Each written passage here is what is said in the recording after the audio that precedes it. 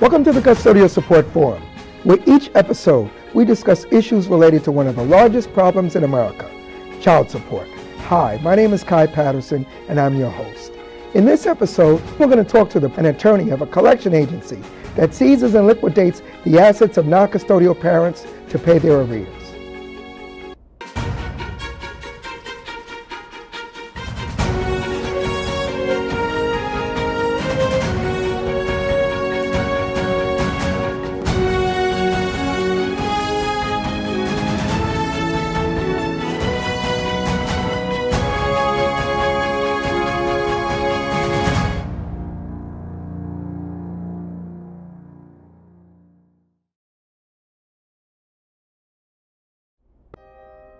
Welcome back.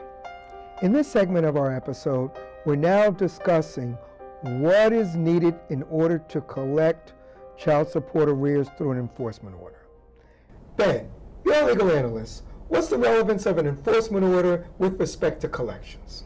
Well, it's a great question. Basically, in order for us to be able to give the custodial parent the opportunity to be able to collect the arrearages that are owed to them in child support, we need to be able to give them something, as Alexandra mentioned, something with teeth to be able to go after the non-custodial parents' assets or to go after their wages or whatever else it might be in order to be able to get the arrears. So therefore, the enforcement order is that mechanism. It is that tool which we use to be able to give teeth to the enforcement of child support. Right, because the original child support order does not allow for the collection through levying assets and liquidating assets without some type of cost associated with it, correct? Correct. So the original child support order is actually going to lay out from both sides. It's going to lay out what is the custodial parent's obligations, what are the non-custodial parent's obligations. And this is the general rule book that we're going to use, so to speak, in going forward from that point as far as who has to do what and how they take care of the children, how they take care of the children both physically, in terms of custody, where the children stay, how often there's going to be visitation, as well as the issue of child support in and of itself, the actual money, the financial support that is necessary for taking care of the children's needs. So the original order is only going to be giving those rules, outlining those ideas, those requirements and responsibilities. If there is not going to be compliance, then we have to come back into the court for the second motion that we were talking about. Which is okay, so now a parent has that enforcement order. Correct. Okay, what does your agency or an agency like yours need to actually go out and collect once you have that enforcement order? What information's needed? What must the custodial parent do? What's needed so that now you have the opportunity to either force the non-custodial parent to pay you or take their assets?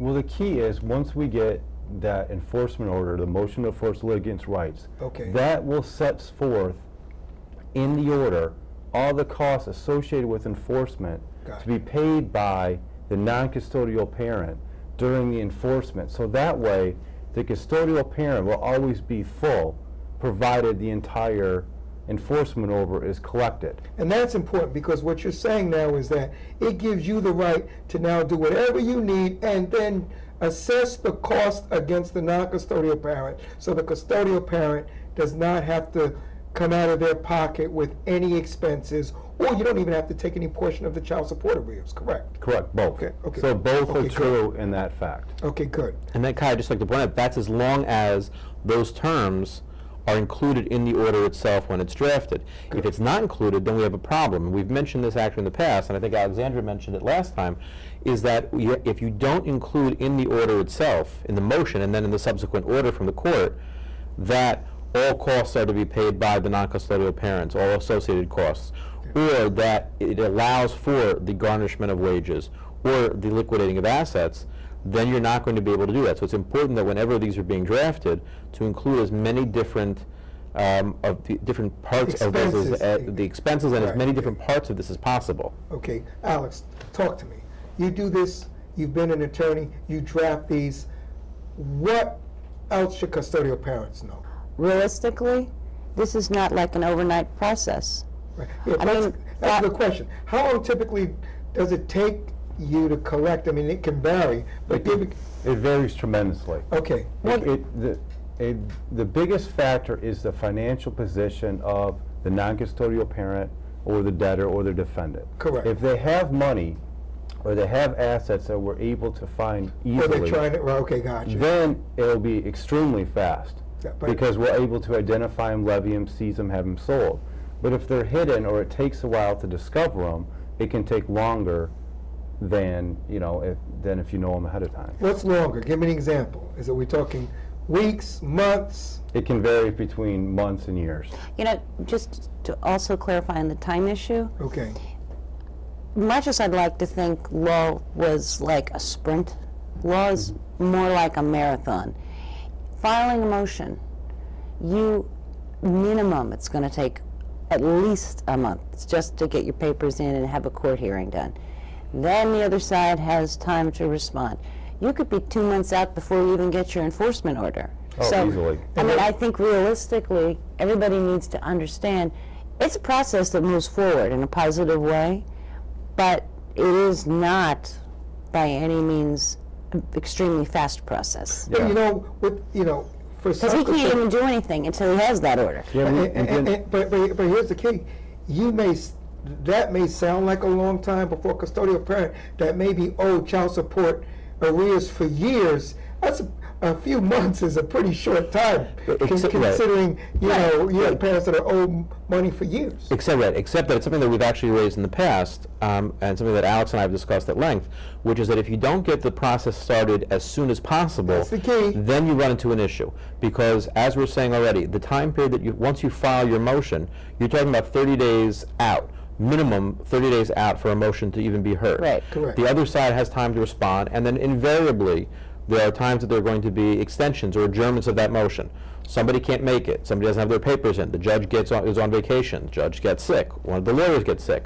Somebody goes off to somewhere else. Wow. So until you're dealing with that, so while it's true that a period of 2 to 3 months may not be considered all that much time when a person has been waiting for 7 years, 10 years, right, 3 years, whatever it may be, to get the child support funds that they need, the earlier that they start the whole process, the quicker it will be.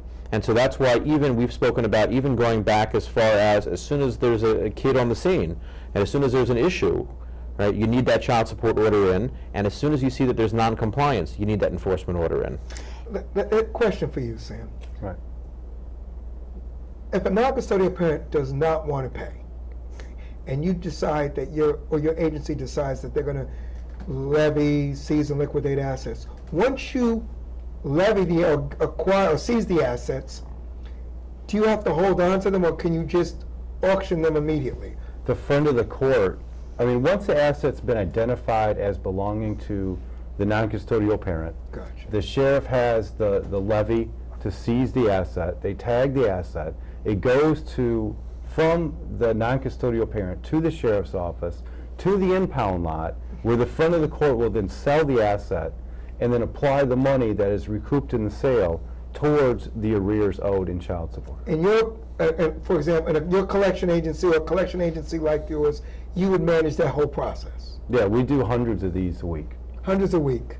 Yeah. All That's over the important for country. non-custodial parents because, now, once you have this enforcement order, or once you get an enforcement order, there are organizations that can help you collect your arrears. Would you say that this should also be a deterrent for non-custodial parents that owe money? That, once they get this enforcement order, if I'm a non-custodial and I get an enforcement order and I now know that my assets could be seized, I want to take some action. You're assuming two things. You're assuming, A, they showed up to the hearing in the first place, right? And they could have taken care of this way before the motion to enforce the litigant's right was even applied for, because they already had an order where they were supposed to pay the custodial parent. Absolutely. And they failed to pay, so they didn't take it seriously all the way until that time. So if they're going to do it now, it's up to them, but... No, I was going to say one of the other issues that, well, I said before, it's not necessarily a guarantee that you get expenses and costs or attorney's fees. One thing that really makes judges angry is when you ignore the judge's order. When a non-custodial parent ignores the judge. Well, judges don't like that when anybody ignores them, but Absolutely. particularly a non-custodial parent in a child support situation, everybody knows there's a real live kid at the other end of this. And I would say this would be one of those areas where judges have more limited patience, I believe, with these type of cases. Because we're telling that. I mean, the three of your lawyers, you know, you my experience has been judges don't want to hear it. We show up, they don't want to hear, I don't have any money. No. Right. At all. Right. I mean, I've seen people taken into custody Right from there. court, right there, because Yeah. they showed up at court for a hearing on an enforcement motion without any money. And the judge says, no, I don't want to hear it. They go right to jail. Now, if the non-custodial parent can't be located, but you can locate the assets, can you take them? Yes, as long as they can be identified as belonging to the non-custodial parent. That's important, because a lot of custodial parents say, well, I don't know where he is, but you know, obviously, with the help of investigative services, you can determine the assets without knowing where the non-custodial parent is. Well, chances are the investigative services are going to also locate the non-custodial parent. But if you know where those assets are, you're an agency like yours, you can take those assets as well. Once the custodial parent got that motion granted by the judge to enforce the child support order, they have the right under the legislature to seize those assets based on that order, because they're owed the money under that's set forth on the order for the arrears of child support. So the non-custodial parent lost all rights in being able to stop the non-custodial parent from seizing these assets because of that order.